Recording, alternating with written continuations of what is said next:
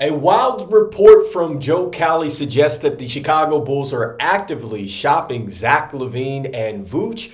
We're also going to be talking about the percentage that the Chicago Bulls have of getting the number one pick in this upcoming draft. This is your host, Rico Greenhowe, and you have found yourself on another episode of Bulls Digest. And so today we are talking about this Joe Cali report, and he's talking about the Chicago Bulls actively still looking to move on from Zach LaVine and Vooch. And he also looks at the percentage that the Chicago Bulls have of getting the number one pick in the draft. And so let's go ahead and jump into what Joe Cali had to say. And so I think for the most part, what we're seeing from Joe Cali is not anything new, that the Chicago Bulls are looking to explore trades for both LaVine and Vooch. But he does bring up some interesting points in his piece where he's talking about, well, the Chicago Bulls are going to need to decide if they're going to go all in on this rebuild, or are they looking to continue to keep running it back and continue to be a team that is going to be in the middle of the bottom of the Eastern Conference. Because I think at best, this team as constructed, it may get to the play-in, and it would be a real good season if they're able to outright qualify for the playoffs. And I think it would be a spectacular season if they were to somehow win a round in the playoffs. But aside from that, I don't see the Chicago Bulls really going anywhere as constructed. And I could see that as you continue to keep building with this current team, unless you make some massive changes, then you're going to be in a situation where you keep running it back. And so I think that, yes, this is probably the best time if you're going to move Zach LaVine and Vooch. I think that both players have really played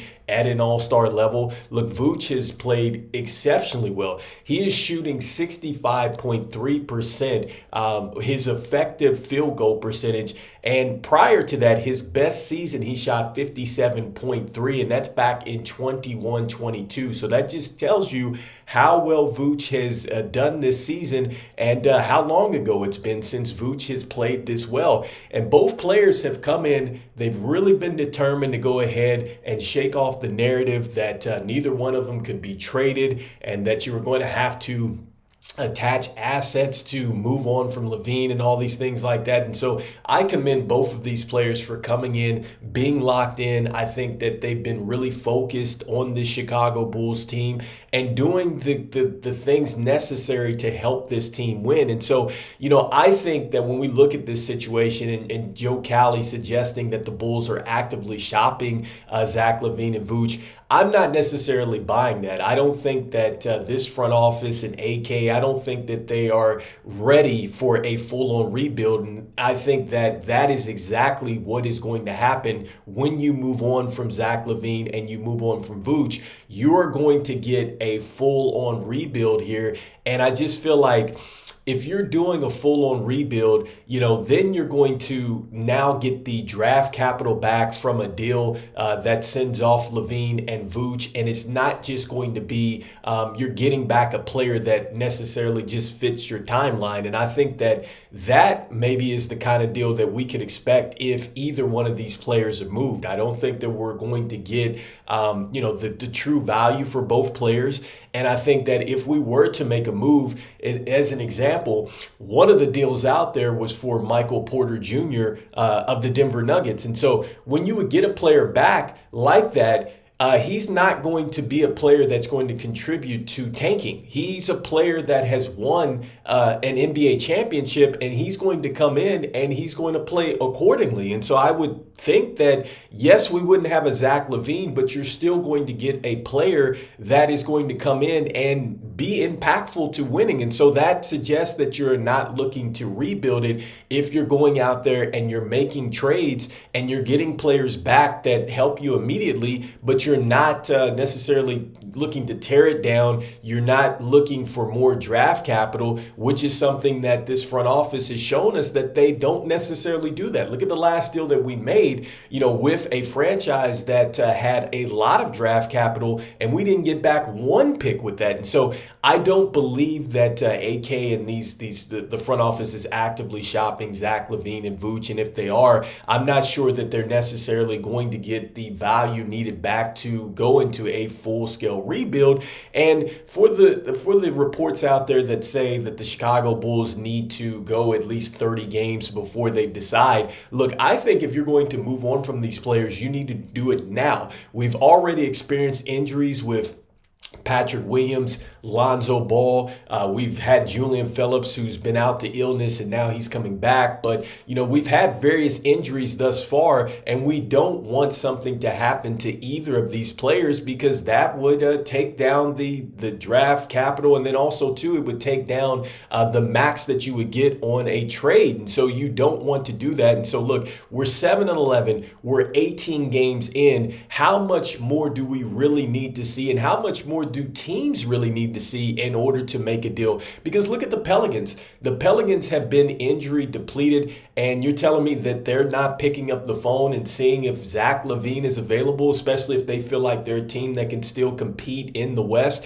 Even the Clippers, who have been linked to Zach LaVine, they're sitting at 11-7, currently 5th in the Western Conference, and I don't think that they're going to be able to hold on to that. And who knows when Kawhi Leonard is going to be coming back. So I would think that, now you would want to go ahead and you would want to trade for Zach LaVine before you run into a situation, say like the Philadelphia 76ers, where you get injured and then you don't have any chance to go out there and compete in the playoffs. And then with Denver, they're right behind the Clippers at 9-6. Yes, I know it's early on, but I think that things need to massively shift for the Denver Nuggets if they're going to make a serious push. And so, if they were serious about Zach LaVine, I would say that this is the time to go in and get him, or Vooch, whichever one that they might be interested in. I think with these two particular teams, we're talking about Zach LaVine being linked to them. But I would just think that teams don't need to wait 30 games in to see if they're going to trade for Zach LaVine. I think that,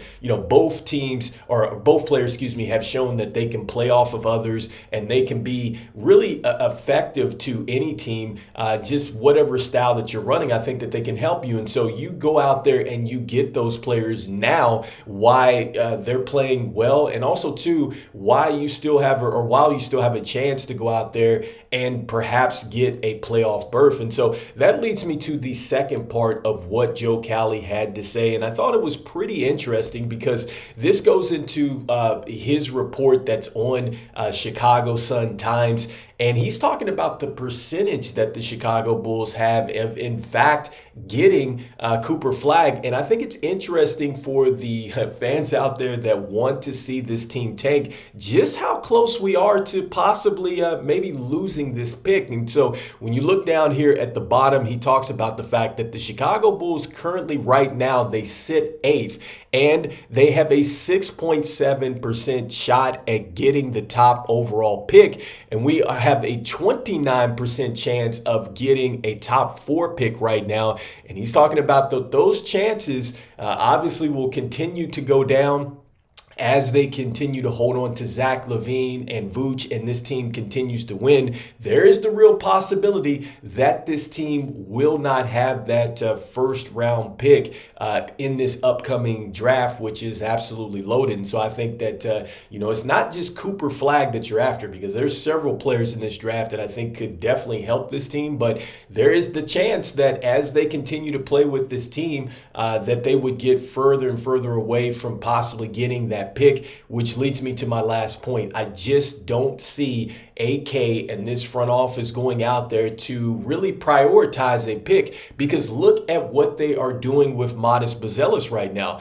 Currently, he is showing us flashes. He's showing us that he should maybe in fact be in the starting lineup. He's showing us that he should maybe be given a chance to come off the bench and maybe be in the closing lineup. He's showing you that he's put in the work. His three-point shot has gotten better. You see that. That's one of the things that was talked about going into draft night. And so you see the improvement improvement. He's doing everything that was asked of him. And even his head coach told, I guess, the entire team and the media that you have to go out there and you have to earn your minutes. He's earned his minutes and he's still not playing. And so you don't necessarily show us that you have a plan for a player that can help you right now. What makes me think that this team is going to want to tank to get a Cooper Flagg or anybody else who's a lottery selection, and they're going to have a plan for him? So that's really my rant for today. Let me know in the comments what you think about this new Joe Cali report. Do you feel like, yes, the Chicago Bulls, look, they've got to trade these players as quick as possible so we can go ahead and we can retain this pick for this upcoming draft? Or do you feel like, you know what, let's just keep Zach LaVine, let's keep Vooch, let's keep, this up and down season, the winning going, and just kind of go from there and try to figure it out and stay in just mediocrity? So let me know what you're thinking in the comments. Just want to thank everybody out there for liking, subscribing, and sharing to Bulls Digest. It means a lot to us here as we try to reach our goal of 5,000 subscribers before the end of the NBA season out there. Wanted to let you know about 73.5% that watch are not subscribed. So make sure you go ahead and slam dunk on that subscribe button for us. This means a lot as we try to reach our goal. And look, even though I've said this before about the Chicago Bulls, look, they are caught in this situation where they just will not pick a direction.